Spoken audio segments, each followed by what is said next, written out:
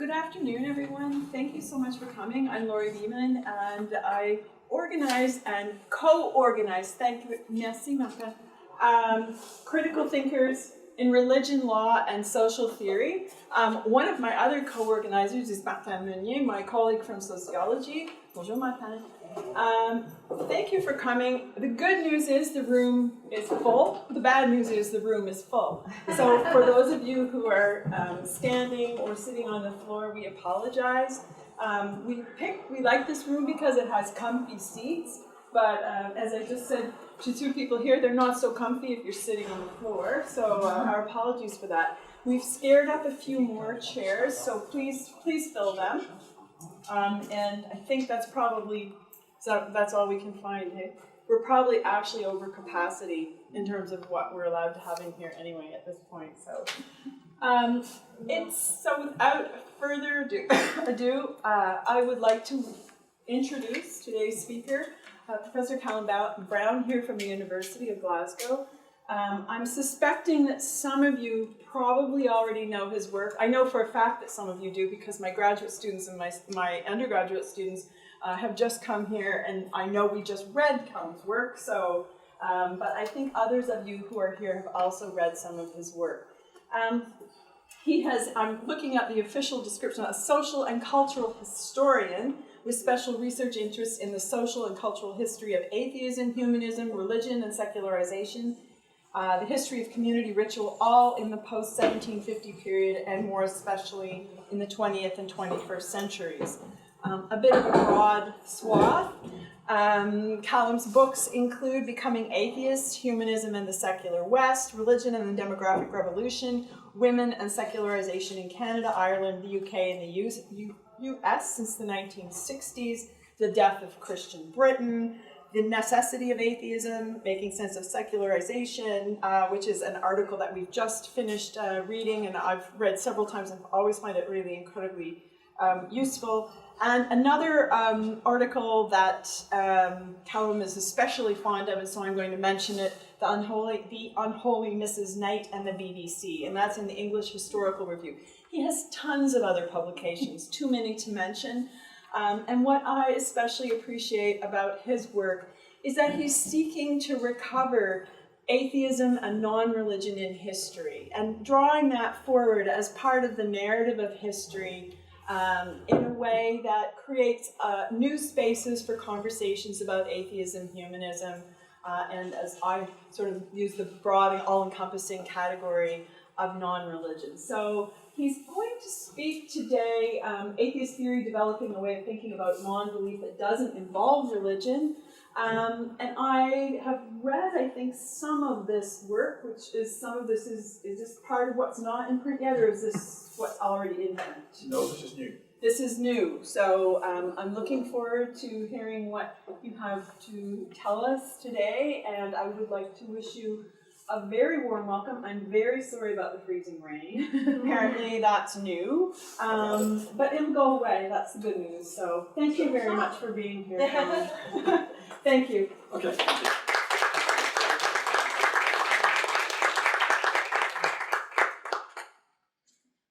Thank you all for coming. Thank you, Laurie, for organising the event for me and facilitating my coming here.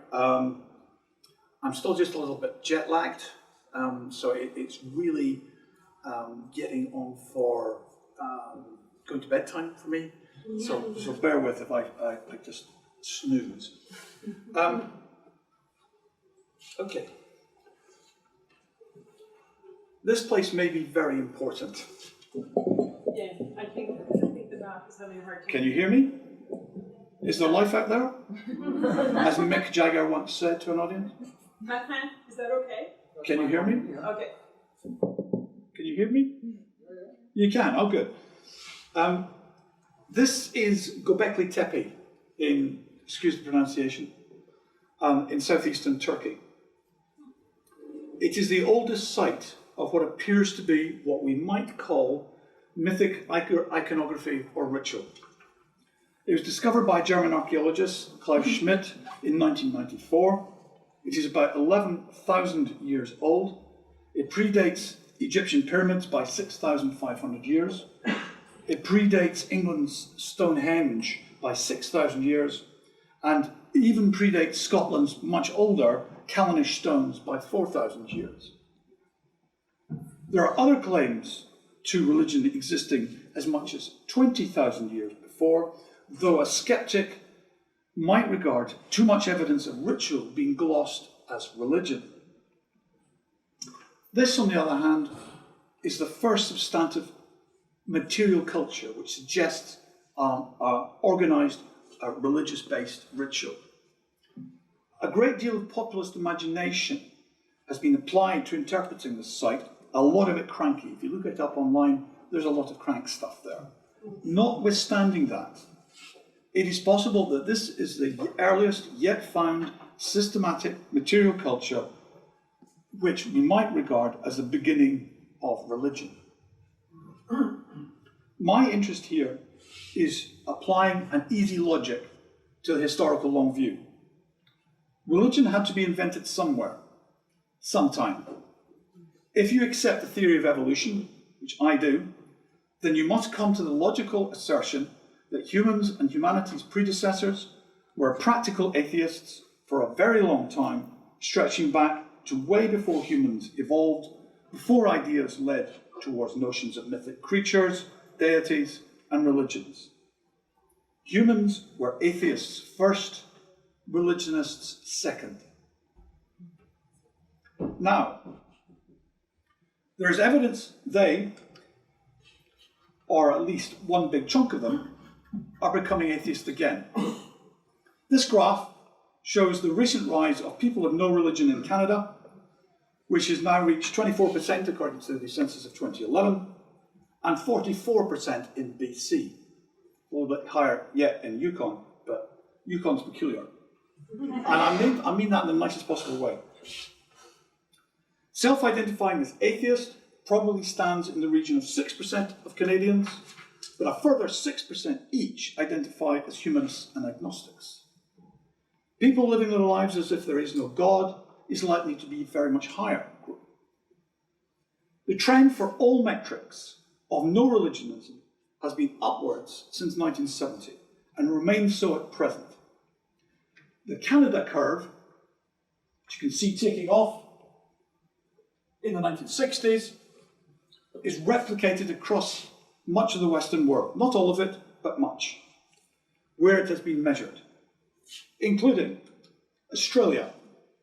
The interesting thing about this graph is that Australia took 3 censuses during the 1960s. It took one in 1966, and it quite clearly shows that the rise of people without religion occurred in the second half of the 60s, not the first half. And I suspect that if we had the data for other countries, it would show the same. New Zealand. USA. The census in USA by a Supreme Court ruling in 1958 is not allowed to ask American citizens what their religious preferences are. So the hard work is done by Gallup. And you can see one of the interesting things here, which I've included, is not only the jump in the end of the 60s in people saying no religion, but also the number of doubters. The number of doubters increased with the 60s as well. Here's the well-known ARIS telephone surveys. The first one done by the census in 1957, then intermittently by various academics between 1990 and 2008. Unfortunately, my country, I'll come on to my country in a minute, Netherlands, we don't quite have a full stretch of no religionist data for Netherlands, so I just used as a surrogate the non-church membership between 1960 and 1987. And again, you can see the scale of rise is quite significant after the 1960s. UK countries were only asked by the government their religious position first in 2001, very late, and only once more in 2011. And here again, you can see an extraordinary rise in the proportion of population intimating that they had no religion. I divided UK into the 4 constituent countries here, just to show you that my country, Scotland, is by far the most secular part of the UK, by a stretch. Also to point out that Wales had the most extraordinary leap in the proportion of no-religionists between 2001 and 2011. And lastly, to show that Northern Ireland, which everybody tends to write off as just totally religious, look at that. There's a significant growth from almost 0 nuns in 2001 to just over 5% in 2011, and it's still going up. So,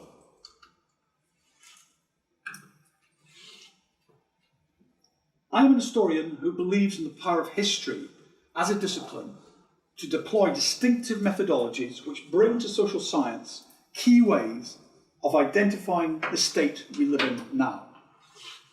History brings a sensitivity to change, to identifying when things change, at what pace, in what direction, and what has caused the change.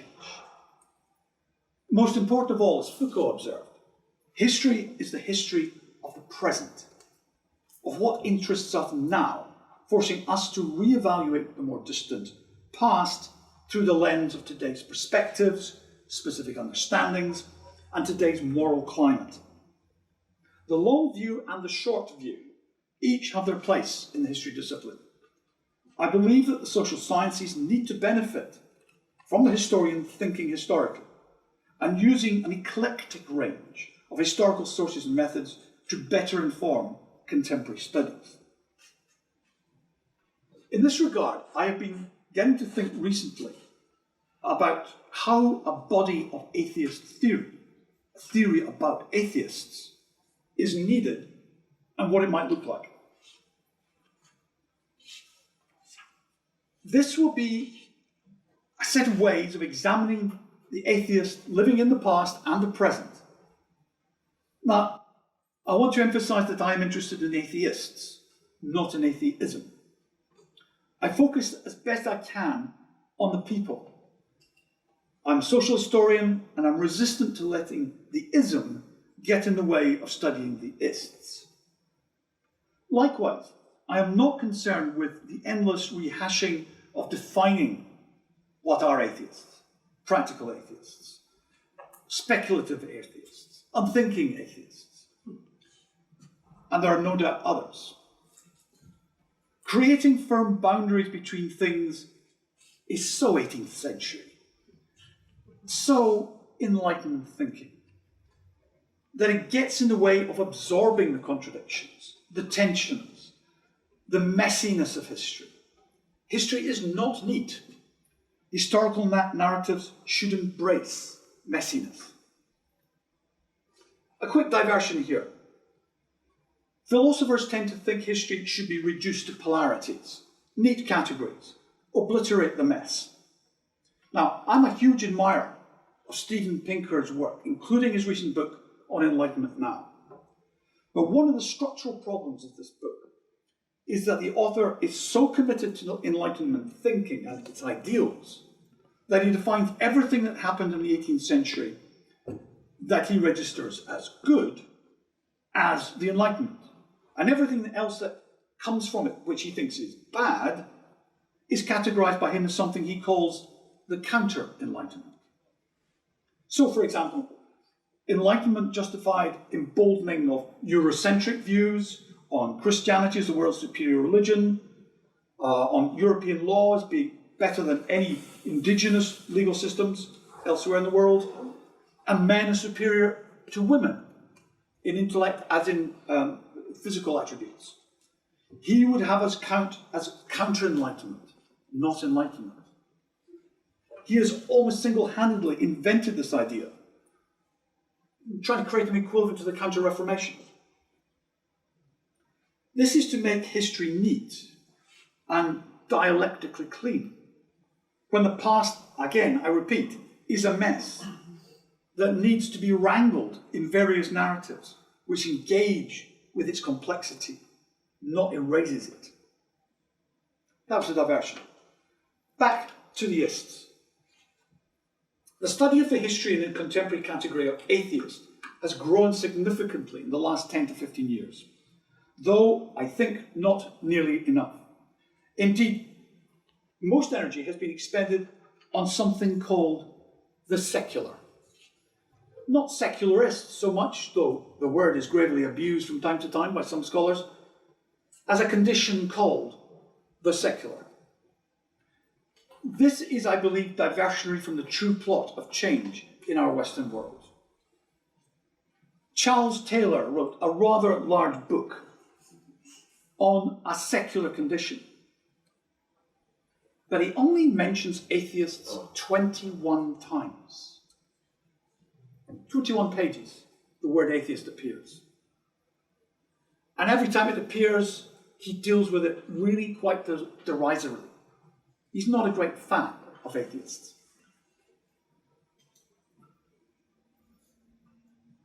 They do not represent what he thinks he's talking about. He doesn't think atheists represent our secular condition. No, instead, the secular has been imagined as something to do with a new religious condition. And Taylor is joined by many historians and religious studies specialists who have been bent on a complex mess-up challenge to rebrand everything that is secular or religious decline as something new and enticing in religion. In the 1990s, there was the argument put forward by Peter Berger and Grace Davey, who I gather precedes me at this podium, that the Western world was desecularizing. What has happened to that argument? There were a plethora of other arguments, many of which collide with each other, to argue, for instance, that God's design is to be found in secularization, that God has moved to be the spirit within. Secularization is condemned as a concept of anti-religious secularists, and I have been named as one. The modern non-believer is a vicarious religious watcher, as Grace Davey argues, of atheists in Sweden, and so on. Oh, one other, just to mention, that's current, I was talking about with a class before. Metropolitan European cities are now supposedly detected as engines of desecularization, and London is now being cited as where there's a great religious revival underway. I would deny it. I would pour scorn on that idea. I haven't got time to engage with it today. But at some point, I, and I dare say one or two others, will do so. For today, I want to put another strategy on the table, something different. Conditions that demand a study of atheists without talking about religion. I want first to point to a series of conditions that demand that we look to how to study atheists without talking about religion, or as near as possible, not talking about religion. I am not, by the way, proposing that atheists be spoken of entirely without talking about religion. That will need to continue, but I am wanting to add to and expand, and in some places substitute, the intellectual theorization that emanates from theological and religionist thinking. There needs, in short, to be an atheist way of talking about atheists. So, here are the conditions. One, I've just cited it, the dramatic growth since the 1960s in the proportion of people alienated from organised religion and every other metric of religiosity in a vast number of Western countries has been declining. Second, atheists, as well as atheism, are almost always in scholarship calibrated from religion. Now, there are some decent historical explanations for this. In the medieval period and in the early modern period, to be an atheist was very difficult. The dominance of theocracy made it hard to come out in public as a non-believer or a doubter of miracles. Those who did that, like poor Thomas Aikenhead, 20-year-old student at the University of Edinburgh, in 1696, would end up being tried for blasphemy and being executed in public. Just think yourself lucky if you happen to be an atheist and you're at university, that you're at university now. There is currently no plaque up to Thomas Aikenhead. The site of his execution is known. I did go on a recce with a view to putting a plaque up, but Unfortunately, there's no building on the site. It's a dereliction, it's a demolition site at the moment. So we're waiting till a building goes up and then we'll ask the owner.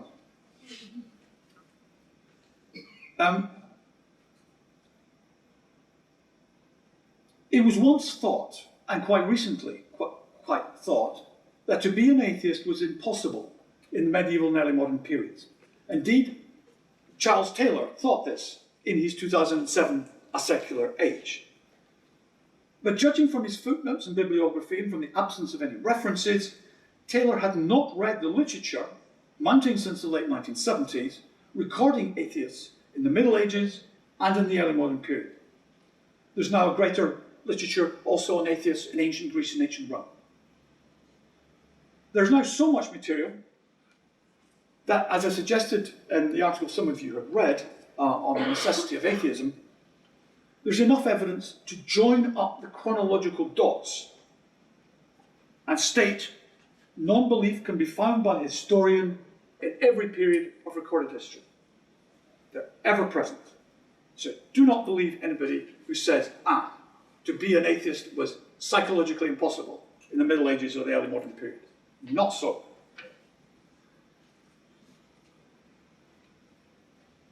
I will just acknowledge, in case there are any astute historians present, that we do have a slight vacuum for the so-called Dark Ages, it used to be called, between 400 and 1000 AD. There's a bit of a problem that there's no literature on that yet. But we'll have it. We'll nail it. May not be me, it's not my period, as they say in history, but somebody will nail it. In many of these cases, perhaps most, there's a necessary and easy calibration to be made from religion. The distance the individual has gone to doubt the gods or the God, doubt the events of Scripture, doubt the miracles, doubt the saints, and thence for many to denounce these. But as historians of atheism like Susan Reynolds, John Arnold, Tim Whitmarsh, and Michael Hunter argue, many atheists did not denounce, but kept their views secret. And they kept them secret, as John Arnold makes plain, because they feared a violent death.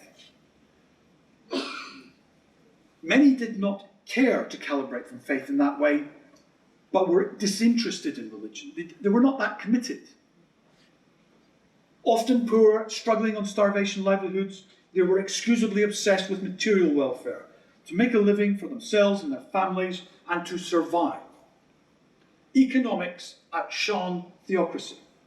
Arnold makes the case for the Middle Ages at a time when we tend to think something is very modern about atheism. But he makes plain that large numbers of people in the Middle Ages were disinterested in religion, in God, in church, in attending church. Levels of attendance at church in the Middle Ages were really very low, certainly compared to the 19th century. Indeed, I got a group of evangelical historians to agree with me that in relation to Britain, the peak, all-time highest church attendance in Britain occurred probably in the 1880s. That was probably the high point.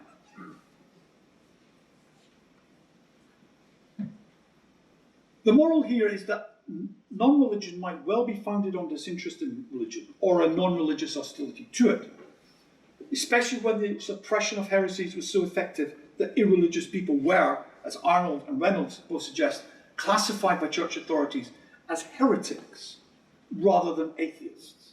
The church didn't like to prosecute atheists in the Middle Ages. It much preferred to categorize them as heretics. It was more convenient. An easier case could be made and less publicity given to people who just weren't interested in church.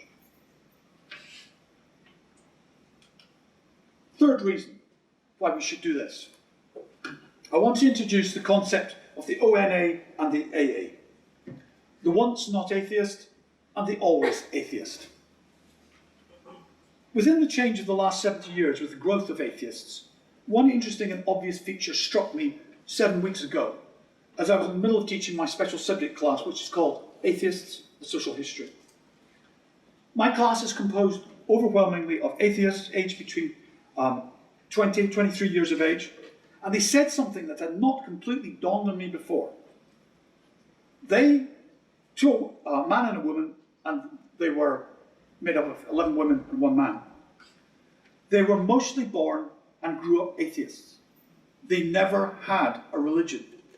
They never had a religion to lose. Until now, scholarship, including my own, has been obsessed with studying people losing religion. Lapsed religionists. The Victorians invented huge numbers of terms to talk about the lapsed, the great unwashed, the heathens, the heretics, the pagans. And some of those words survived into textbooks of academics when I started in this business in the 1970s and 1980s. There were still books of church history by scholars using the word heathens. Say, oh, there were heathens in the Victorian slums.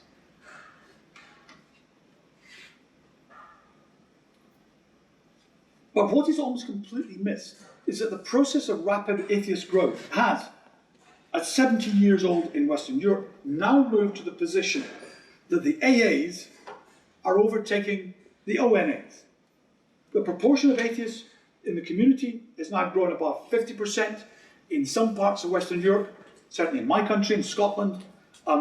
People without religion now number 54% of the population at the last survey. But an increasing proportion of them are always atheists, never had a religion.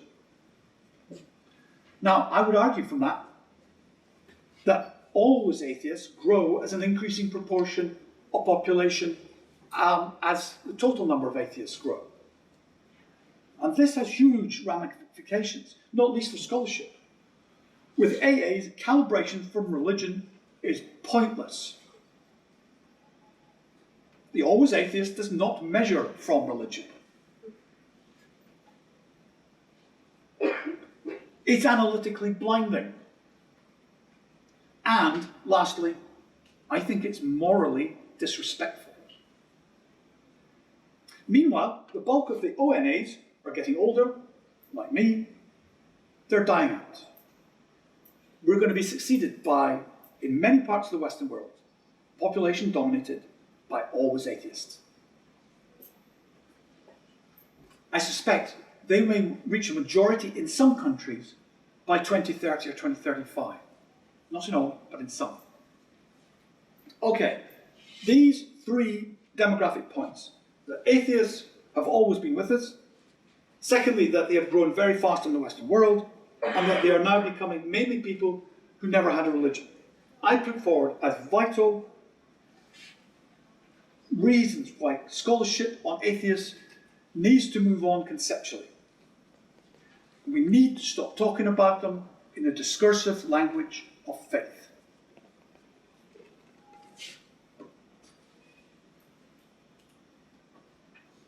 Atheism is now emerging as not a faith position, unless you have a faith. There is also the problem of the atheist scholar of atheists, such as myself, in the past, using the conceptual apparatus of religious history or religious studies to study the subject. Mea culpa, I'm sorry, I was wrong, I'm changing, trying to. I have to put a stop to what I've been doing. I want to suggest those of us who study atheists, those without faith, with those without religion, we need to contemplate ways to add to our theoretical repertoire and reflect about ways of thinking less about religion when we're talking about atheists. So, what would the elements of atheist theory look like? I want to introduce you briefly to around 7 initial points I've been thinking about. I had another 2 which I've written up as I was flying across the Atlantic. I didn't watch a single film all the way across. I just kept writing. I find when you're imprisoned and can't do anything, it's a great time to actually force yourself to think, and to think radically. Okay. First, so what would the elements of atheist theory look like? Element 1, self-calibration. Atheist theory has to find an alternative calibration, substituting the role of religion as the base point. I call this self-calibration. Religionists are self-calibrated in scholarship. Atheists should be too. Equality. I propose that though we need to reflect on what definitional issues there are in regard to atheists and atheism, we need for a variety of reasons to calibrate within the community of religionlessness, of atheism, of those without faith. We need for a variety of reasons to calibrate within the community of atheists. The group should be as loosely defined as possible, I believe. And I'm willing to talk about in question time the definitional issue. I'm trying to get past the definitional issue. And that's why I'm using a really loose one. I'm defining an atheist as somebody who lives their life as if there is no God. And I think that's enough. Let's just take it from there. This includes very large numbers of people who don't think about God, either much or at all.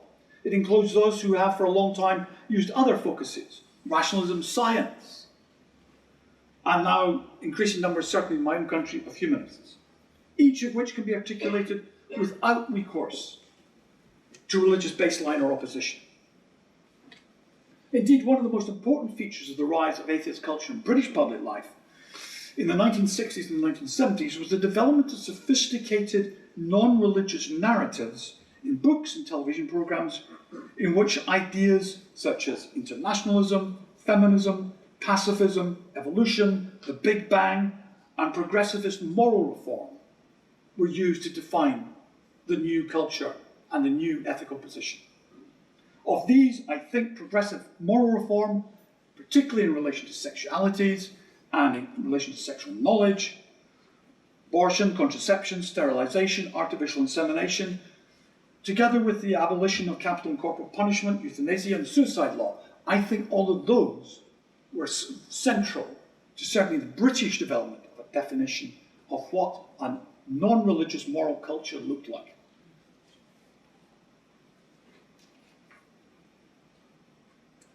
By the way, those things were also things that in the mid-20th century and until the mid-20th century, the churches tried to stop. All of those things. And some of the churches still try to stop those things. Even those churches which are the most liberal and have large numbers of clergy who are quite happy to say, yeah, I support gay marriage, for instance, equal marriage. But they remain inside a church which doesn't have that viewpoint. These narratives of which I speak evolved in the mid-20th century in public spaces not merely characterised as atheists, but without a religious tether. Religion was often not present, was not the target or butt of opposition, because the guardians of public space in the mid-20th century would not permit, and largely still do not permit, attacks on religion. For instance, on broadcasting, in newspapers. So, what happened was that humanists, atheists, secularists and others started to make arguments for a new moral cosmos without attacking religion because they weren't allowed to do it in public spaces. And that actually served a purpose. They developed something which was positive. A new morality came into being. Just a complication here. Radical theologians in the mid-20th century claimed new morality as a term to apply to those liberals within specifically Christianity and also Judaism to an extent, particularly in relation to sexual matters. And they see new morality as being something of a liberal Christian origin. I would make the case that those who were atheists and humanists were active in the mid-20th century doing precisely that. And the book I've just got coming out in October, I do make the case in relation to abortion, that it was something that was designed by atheists and humanists in the UK, and which the churches were not only not involved, but tried to stop. So, I would argue for the necessity of those who are interested in atheist scholarship to think about looking at atheist moral law. Where did it come from? How did it develop? There's a lot to be done on that. In different countries will have different contexts and are worthy of study. And I'll come back to Canada shortly. Well, I'm in Canada, but I'll come back to the topic. You still awake in the back row? Yeah, okay, good. Could I speak what? A little louder. A little louder, okay. I did ask for a typing mic, but apparently they've all gone off to a conference. Unfortunately, I can't swing this over in front. I could try doing this.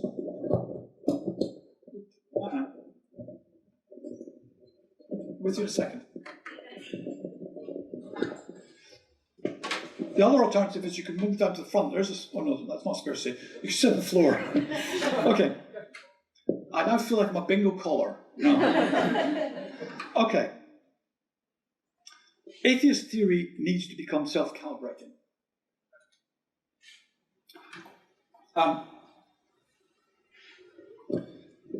It needs to start from the logical historical presumption that to be an atheist is normal and was at one point in the early history of our species and our evolutionary predecessors normative. Religion hadn't been invented. It needs to be applied across all periods and cultures and places, geographically, with keen eyes of atheist-sensitive scholarship. Now, the plea for atheist-sensitive scholarship has come from two historians, Tim Whitmarsh, who works on ancient Rome and ancient Greece, and John Arnold. Anybody interested in medieval period, John Arnold's book on belief and unbelief in Europe in the Middle Ages is a must-read. Not just because of what he does on the Middle Ages, but his conceptual work in that book. And Whitmarsh and Arnold, both seek out where atheism might be found in primary sources. Primary sources, you've got to remember, before really the 19th century, the ones that would record atheists were all written by religionists. They were written by clergy, they were written by courts that were Christian-orientated. So the actual writing down was in the hands, if you like, the enemy. And so they're difficult to find, and they will need careful reading. The courts system of most nations was solidly Christian until very recently. And indeed, one must include the court systems of Western nations, even to some extent today, as part of the problem. In my country, in Scotland, there have been recent cases where jury members have asked not to swear when they were being sworn in, but to affirm, which is their right, but were questioned by the judge as to why they wish to affirm and not swear. I'll be interested to hear of any stories of something similar going on elsewhere.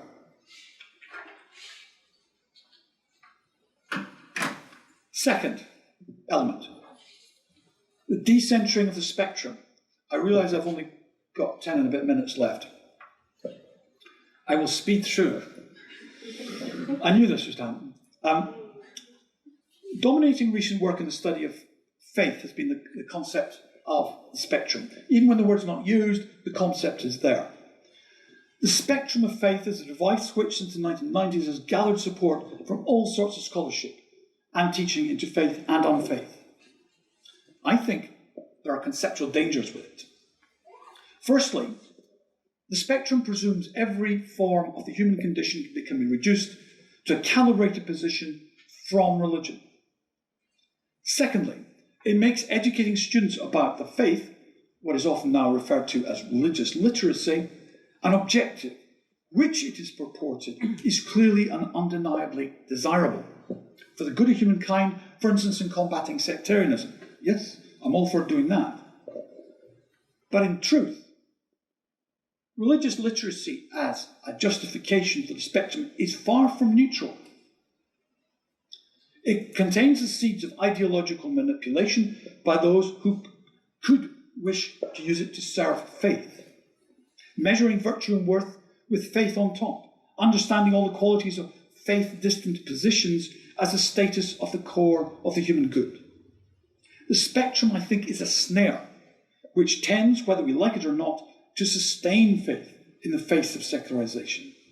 Indeed, as any of those who have studied recent faith literature on secularization will attest, it turns secularization itself from being a decline of faith to being an evolution of it. And that is wholly problematic, and that's wholly spelt with a W. In the hands of the spectrum, what is happening to faith in steep secularization becomes turned into some supposed development of evolution of faith. Religious innovation gets conceptualized as embedded in secularization, and in the hands of some, secularization becomes the product of faith evolution. So, secularization for some who have a faith, particularly in the liberal end of some churches, is seen as a desirable status, that it's a transformative condition. If they start to see spectrum and the secularization as developments of God's plans, then I think there is something really deeply dangerous about the concept. It offers a fraudulent patina of neutrality over the positions engrossed in it.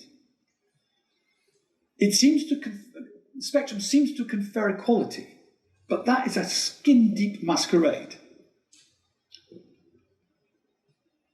It's still based on the notion of there being a normative position at the religion end of the spectrum.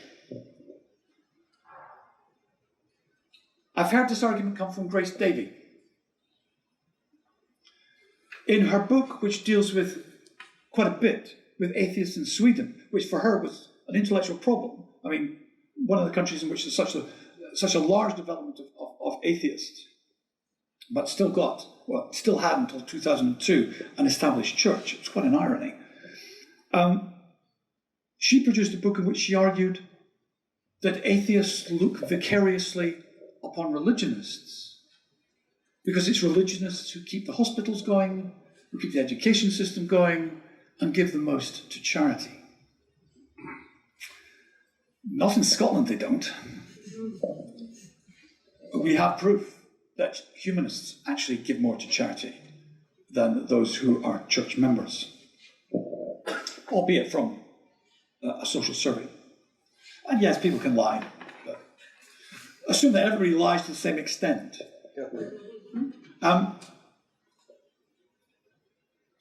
So, I would argue for the extension of the current trend towards decolonizing the curriculum. I don't know if it's happened in Canada yet. Has it not arrived? No? It will arrive. It's the in thing in Britain at the minute. Decolonization of the curriculum is perhaps more urgent for an ex-mother country of empire. But I've been seeking to get it extended to include atheists. That atheists need to experience decolonization in the subject area. I think it's a moral imperative. So, the normativity of the religious position within the spectrum, I will just briefly mention three headings where I think this happens. First, the need to banish the deviancy approach to atheism. Second, to abolish the notion in academic religious scholarship that atheists need to be rescued. That is just still too common. And I cite the work of Christian Smith in the United States, top of my tree, as a culprit. Third, to challenge in atheist theory-led studies, the misuse of the spectrum in religious studies to deny atheism as a complete and satisfying position, which Charles Taylor again does. Because atheists don't have fullness, which is a lovely expression, but I thought it was one of the more vacuous expressions I've ever heard. Anyway, also fulfillment. I best press on. A caveat. I am not suggesting that the spectrum as a concept be entirely dispatched with. I think it's needed in order to look at atheist positions, which are different. Atheists are not the same. Got a wide variety of attitudes and ways of living their lives. Okay, third concept, the autonomous atheist self. Much of what has been written in the last 20 years has been to do with the significance of women, the last 20 years that I've been writing on, I've been writing about the role of women's movement and women's striving for autonomy as an element in secularization, as a major driver. The women's movement of the 1960s and 1970s broke the familial bonds of faith, broke the dominant discursive link between female domesticity and female religiosity, and as I wrote in 2001, broke the reversible link between pious femininity and feminine piety. There is much evidence of the heightened role of non-belief amongst feminists, by the way. There is quantitative evidence that those who subscribe to feminist journals are overwhelmingly people without religious faith. For this reason and for many others, an important scholarship route to a religion-free atheist theory is through the autonomous self. The rebel, the atheist is rebel, as not accepting discipline, refusing to join organizations. The reason why the vast bulk of atheists are small in number and don't use a term to define themselves is because they perceive themselves as truly autonomous. England and Wales, 2001. I choose this because I could get data on organisational membership. The census in England showed that whilst there were 7.2 million people who said they had no religion, only 14,900 wrote in that they were agnostic, 10,000 that they were atheist, 8,000 that they were humanist, 278 that they were heathen, 37 that they were rationalists, and only 11 secularists. In about the same year, the organisational membership was British Humanist Association, 40,000, Rationalist Association, 5,000, that was a 1959 estimate, National Secular Society, round about 7,000 in 2012, and South Place Ethical Society, which I think is the most important institution, but it has only got 562. Now, one of the interesting things, I think, for the 11 secularists, I bet they were members of most of those organisations. That's the other feature of the committed atheist. They can join more than one church. And in fact, are encouraged to do so. They don't have to make a choice. So, atheists are overwhelmingly unattached.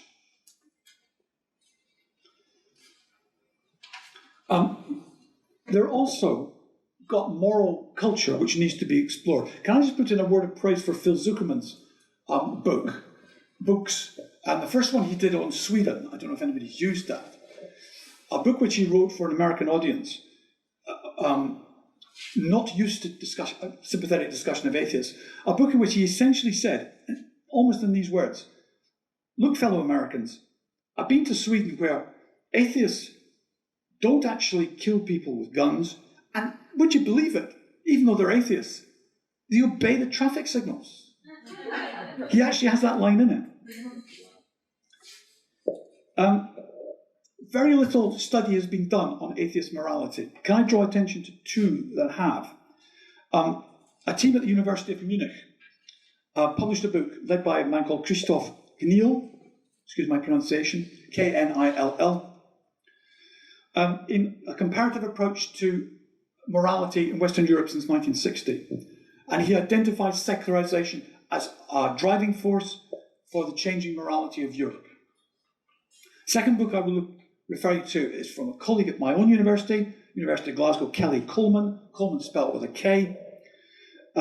She wrote a history of the legalization of gay marriage in over 30 nations. And again, identified secularization, declining religious association, and church-going as positively associated with the growth of national decisions to institute gay marriage. Can I just briefly put in a case for special consideration of humour as a part of the character of atheists? For the last book I published, I did 77 live interviews. I did some by email. 77 live interviews with atheists born in 18 different nations. And I had all the interviews transcribed, stuck into one big PDF, almost 700,000 words. And one day I was reading it, and I just noticed how my transcribers had put in, as transcribers are told to do in oral history, in brackets, laughter. I thought, I wonder how much laughter there was. So I did a search. And for 77 respondents, there were 624 instances of laughter. I thought, And actually I've done a paper on why do people laugh when there's no jokes? I mean, I'm a serious kind of guy. I'm a Scot, you know. Scots are dour and pretty humorless. Why do people who are talking about how they lost religion laugh? So I did a paper on that, which I haven't published yet. There's actually no literature about humour outside of jokes. It's quite interesting. Historians have written about the history of jokes causing laughter, but not laughter on its own. Atheists like to think of themselves as humorous, and there's a large number of those who describe themselves as atheist comics. Not that they're making jokes about religion or atheism, they just self-describe. And Wikipedia has a list of atheist comics, and there are 52 people on it. Most of them are Brits, not all. I had a look to see if any other religions. There are lists of Jewish comics. I found one for Christian comedians, which has 19 names on it. But they were listed because they use humour as part of their evangelizing methodology. Briefly. Done that. The intersectionality of the atheist, another trendy term. The intersection between gender and race. I tried to cover it in Becoming Atheist. I started to nibble away that subject. Can I just do a publicity for a young postdoc who's just got his first book coming out, Nathan Alexander, who is Canadian. Actually, I hadn't realised it, but he did his PhD in Scotland. Race in a Godless World, Atheists and Racial Thought in Britain and the USA, 1950 to 1914, just about to come out. Great book, I've read it. In fact, I'm hoping to be on the cover as an endorser. Because I think I get a free copy, you see. But it's a good book. So we're starting to nibble away at issues. In that book, he makes the case that a lot of historians have recognised that in the 19th century, early part of the 19th century, a lot of atheists were identified as developing an ideology of racism. He says, yeah, fair enough.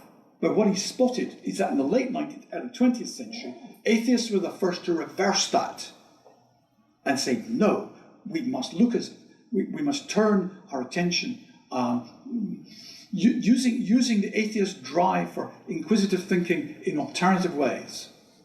And they did, he argues, and by 1914, atheists were leading proponents of what we would today call multiculturalism, that is, to look with equanimity upon race in the Western world. Element 5, I think there's a topic to be done on the progressive atheist. If the atheist is autonomous, he or she is also got a very strong tradition of being at the forefront of progressive moral reform. I want to draw attention to a little-known article by Leslie Hall. Leslie Hall is a leading British feminist scholar. She published in 2015 a little-known article in a fairly small journal called Family and Community History.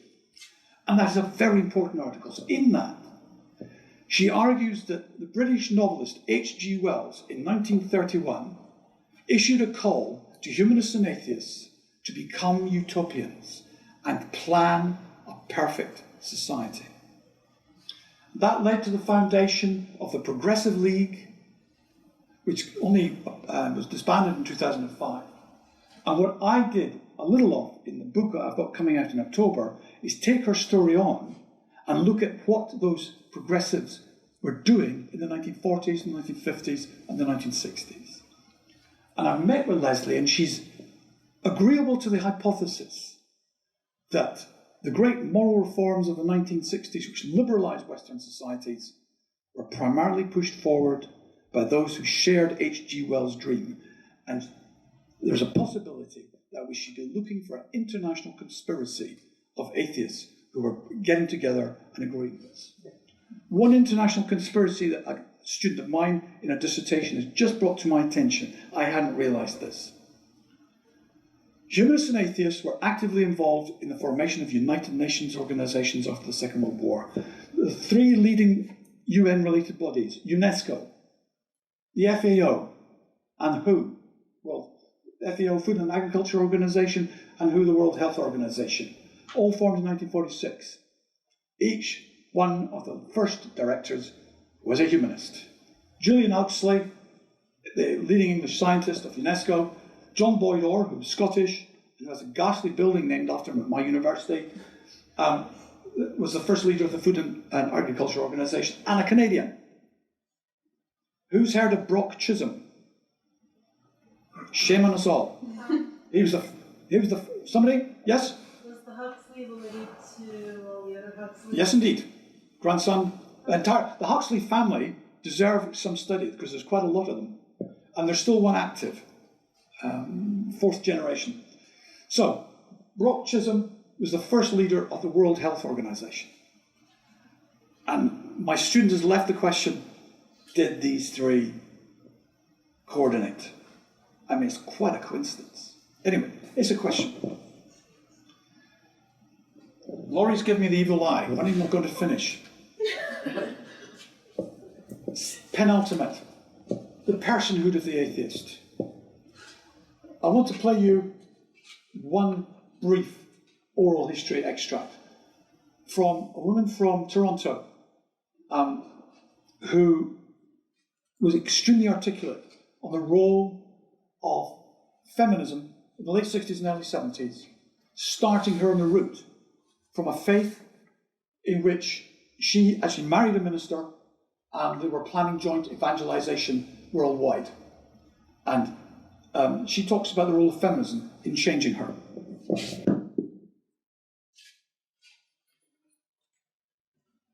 It seems to me that the church has done more harm to women than just about any other institution. Now, I think there is an argument to be made the other way, because if a person named Jesus ever did exist, he probably was more aware of women and their rights as a person than anybody else in his society at that time. But it hasn't translated into the church by any stretch of the imagination.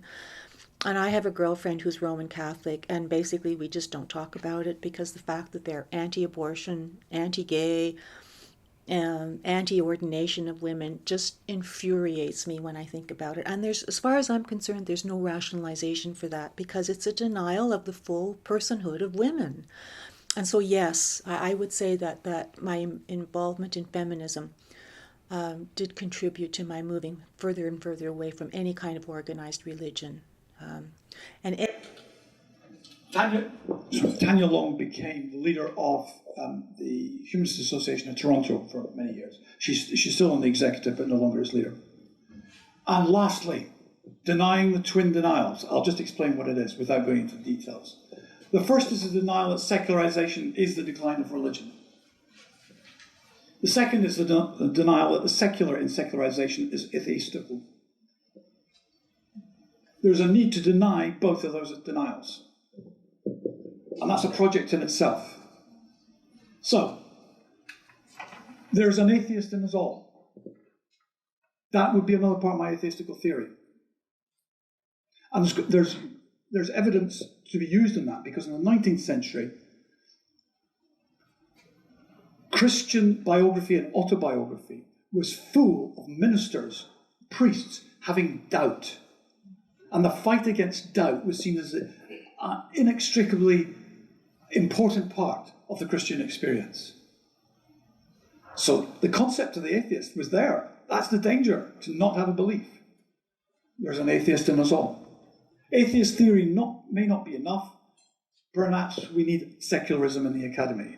I spent this morning listening to the minister for the Quebec government, Simon Johan Brevet, if I got his name right, from memory. I was very impressed with his 90-minute press conference, which I watched avidly in my hotel bedroom, nothing else to do. And I thought, here's a man speaking the language of France of the 1890s and 1900s, introducing laïcité in Quebec. Rights and wrongs of it, leaving it aside. I was really quite taken with the passion that he said twice. He said, the Quiet Revolution of the 1960s left unfinished business. Unfinished business. Interesting. Okay, thank you very much.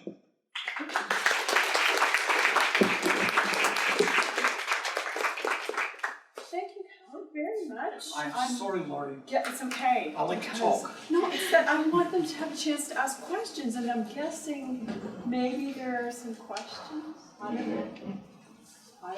Some maybe provocative things there, or maybe not, I don't know. Speaking of humor, there were two stand-up comics that started an atheist church. Can you name the church? All right, yes, the Sunday Assembly. Right. And is there Still going strong. I attended Sunday Assembly here in Ottawa. I attended one in Glasgow. Yeah, hi. Make friends. The Sunday Assembly in Ottawa still exists. I don't know. No, but The one in London does. all we need are some people.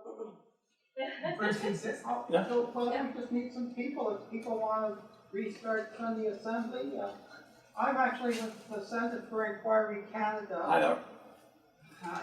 I'm now on the board with BELOC, and we have a local group in Ottawa.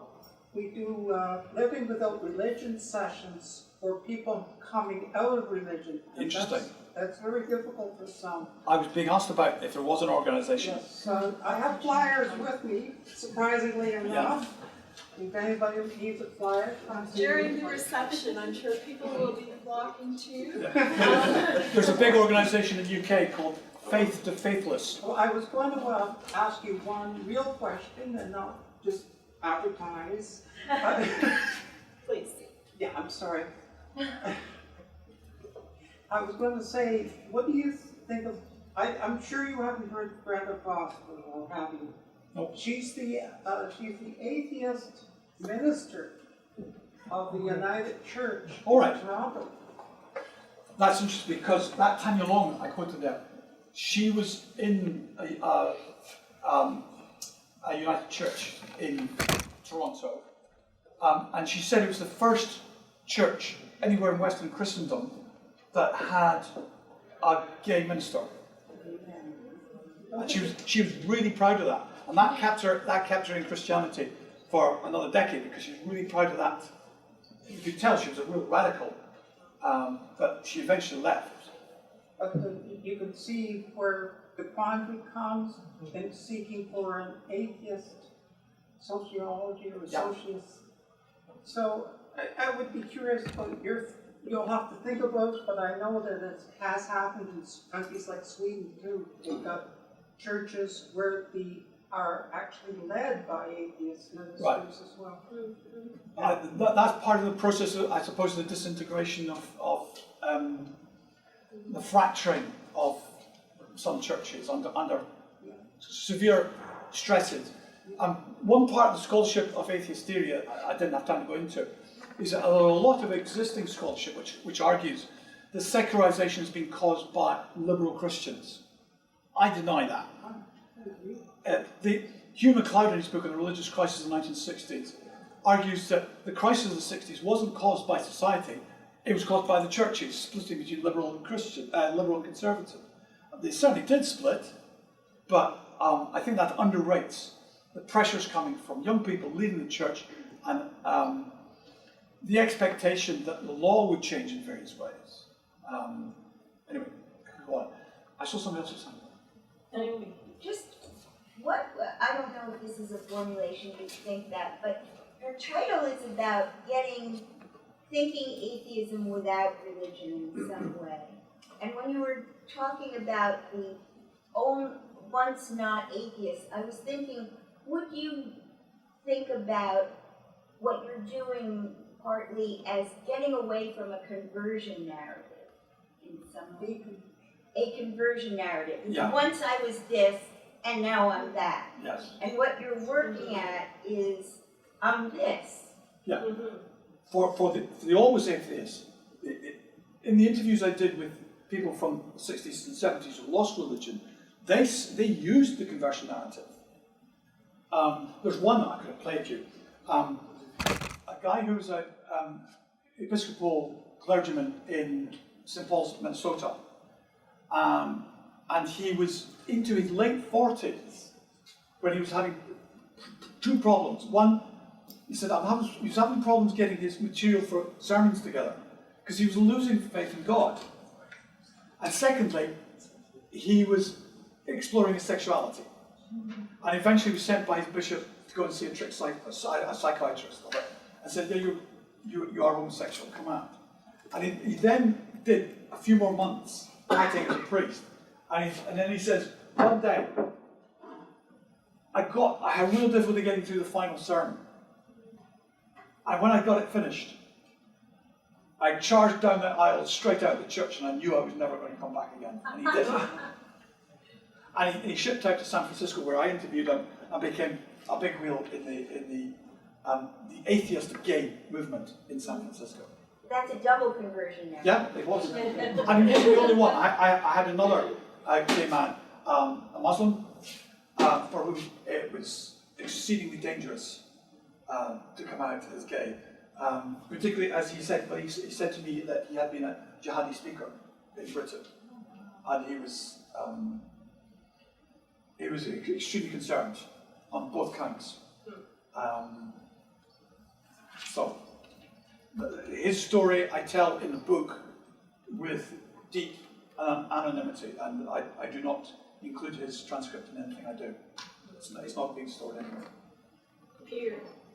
I'd like to tackle your subject from the word that you're using, talking about atheism without religion, but the word contains the concept in it.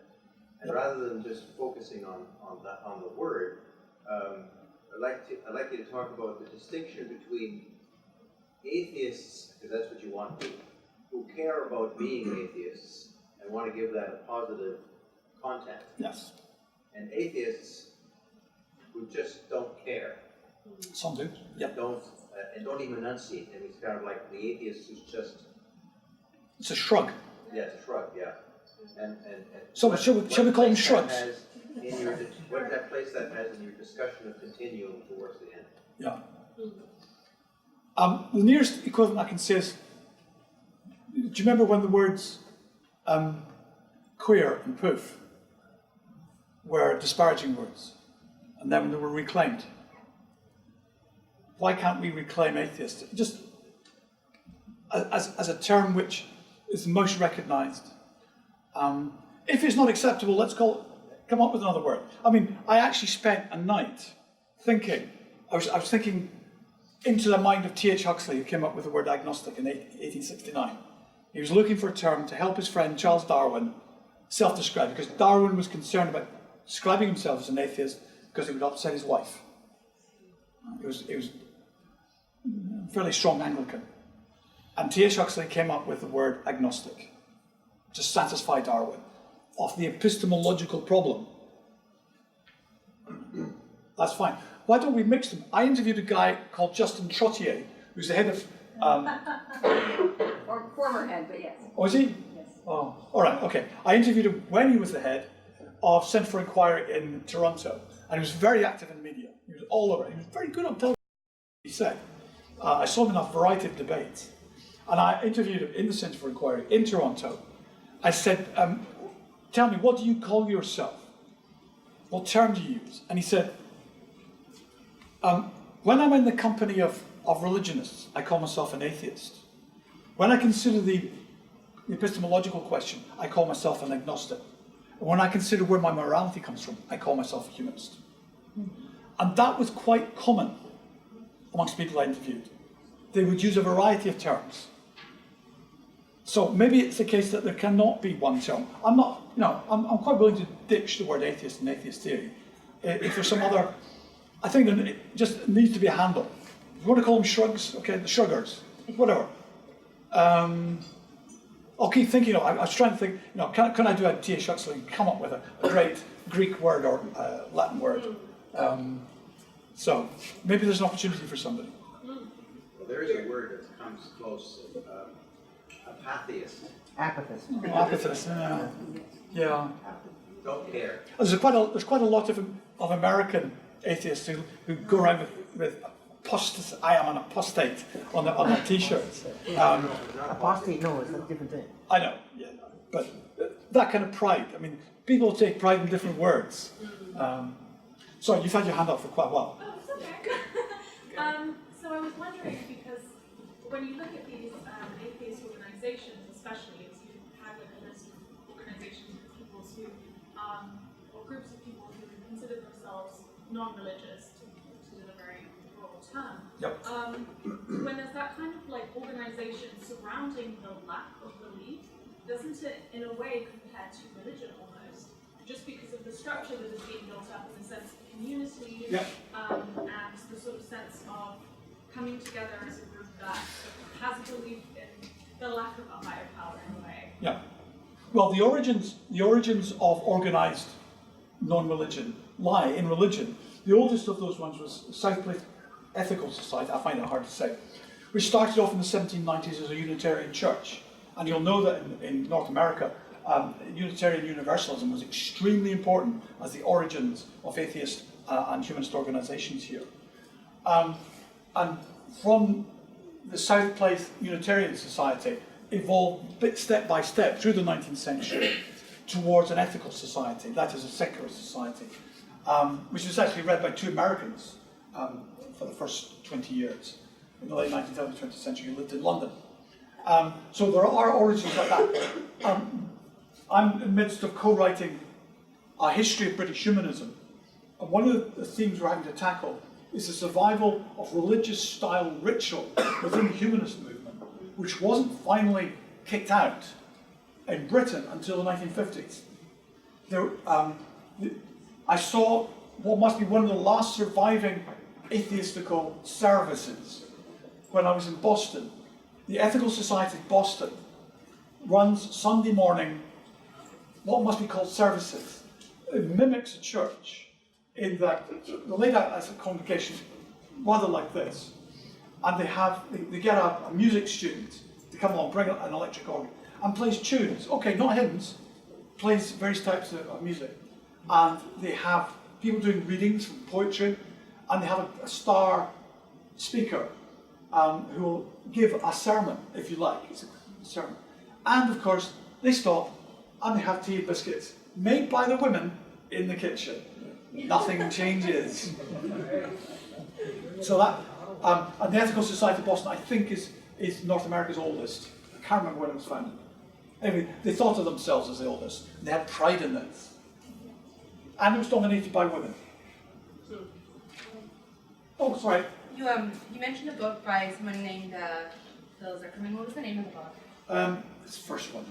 Do you remember this? No, that's my source. If you look up Phil Zuckerman, You'll find he's it. got about 3 or 4 books. Just find the publication date. It's his first book. It was on Sweden. There. Okay. Jordan, did you read it? But there's someone there, and then you. And somebody over there as well. Which one are you going to do first? Go for So, it. have you ever had a conversation with Dawkins? Yes, twice. We were both hired in, God, I can't remember the year. You know, the peace process in Ireland, when the IRA called us, eventually signed up to a ceasefire in 1997, there was what was called a peace dividend. The British government and the Irish government put money forward for events to create discussions across the religious divide. And I was invited at the same time as Dawkins to a big event in a posh hotel outside of Dublin, quite nice, where there was a mixture of priests, bishops, and I swear, sort of mimics of Ian Paisley, if anybody remembers Ian Paisley. One of them tried to convert me on the beach on the walk. Well, Sam, how are you doing? Well, we've not found God yet. Anyway, Dawkins and I both had to do presentations. I was there to be the historian, providing some data. You know, this is the state of play in the home country, the countries of the British Islands, or the Atlantic Islands, as was trendy then, to get decolonise the word British in the Irish context. And Dawkins was talking about the philosophical position of being an atheist. And when I left the conference, I said cheerio to Dawkins, and he said, "Do you know, you're the most understandable postmodernist I've ever met." And I wasn't quick enough to say, could I have a quote for that for the back of my next book? So yes, he's a bit of an aggressive individual. I mean, I think, except just a little bit, yes. But on a personal level, he's very sociable and good company. Likes to drink. Yeah, thank you. I have a question. But first of all, I'm very sympathetic to your this need to expand this field and start to understand those people who live as if there is no God. as a practical question, if we want to pursue a theory that does, or thinking about these people the way that does not involve religion, and thinking that most of this group of people are not affiliated with any organizations, really. First, where would you start studying and finding these people? Second, what would you ask from them? Right. In the book, which called Becoming Atheist, which published in 2017, I tackled that problem there. I wanted to talk to representatives of those who were not that interested. And I thought through the methodological problem. If you try to attract people who are bored or disinterested, you're inviting them to be not bored or disinterested. Like to put their hand up and say, yes, I'm willing to be interviewed. It was a self-defeating problem. There seemed to be no methodology. All I could come up with was many of the people I interviewed said that they went through a period of disinterest before they came out as atheist rationalists. So for them, I devoted part of the interview to remembering back to when you were disinterested. Tell me what it felt like. Tell me what were the circumstances. And what was interesting about doing that was the vast bulk of them said, well, I was just very busy getting on with my life, trying to earn a living, got married, had some children, and they talk very much in terms that John Arnold speaks about non-believers in the Middle Ages. It was survival. They were busy. And quite a number of those who lost their religion talked about losing their religion in the 60s, early 70s, in their teens, or even younger. There was a group between the 7 and 13 years of age who said, quite a number of them said that was when they lost religion. But they didn't come upon a settled non-religious position until later in life, sometimes very much later, like after their 50s, in one or two cases, after they've retired. Does that make sense?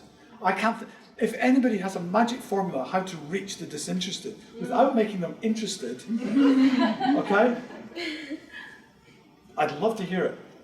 So drop me an email, callum.brown@glasgow.ac.uk. Stephen? Just wondering about, I don't think I was quite clear on one of the last comments you had where there's an atheist in the law.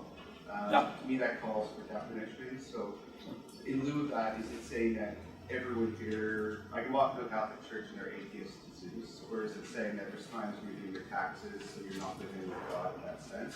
Or is it that there's potential? Or is it that people are in denial? Because it seems the inverse of the argument that everyone is religious, even atheists are denying God. They're against them, but they still secretly believe in them. So just if I get clarity. Well, I'm making the point that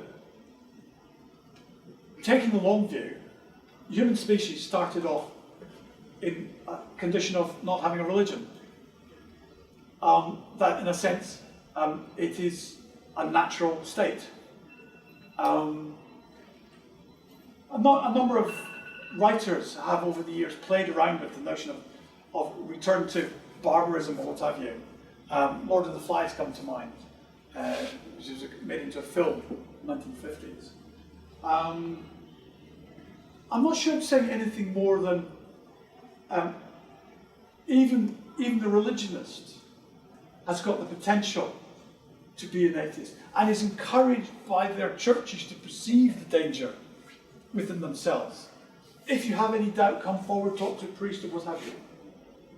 And it's supposed to be, and through all the ages, the clergy of the churches have always said, of all denominations, to their flocks, there is backsliding going on in the congregation. Even perhaps when it wasn't, but to actually tell them there's backsliding going on keeps them fine-tuned to both their personal faith and the community. So the danger of having no faith is something I think that's always held out. That's about all I was meaning by it. I thought it was quite a nice slogan, actually. I thought I might be able to use that in something. There's an atheist in us all. So I wasn't meaning anything deeper than that. Any last questions? We have a reception after, so if you have questions, you're welcome to hang out and eat some cheese or mushrooms and speak with Callum. We'll be here for about half an hour. If I could just say thank you to everyone for coming, especially, I mean, I'm always grateful when people from the University of Ottawa come, but especially those of you who don't perhaps normally hang out here. We're really grateful for your presence and for your engagement with this, and the Critical Thinker series is a series, and so we have a wide range of topics and speakers, and you're always welcome. We'd be delighted to see you again. So thank you again, Callum.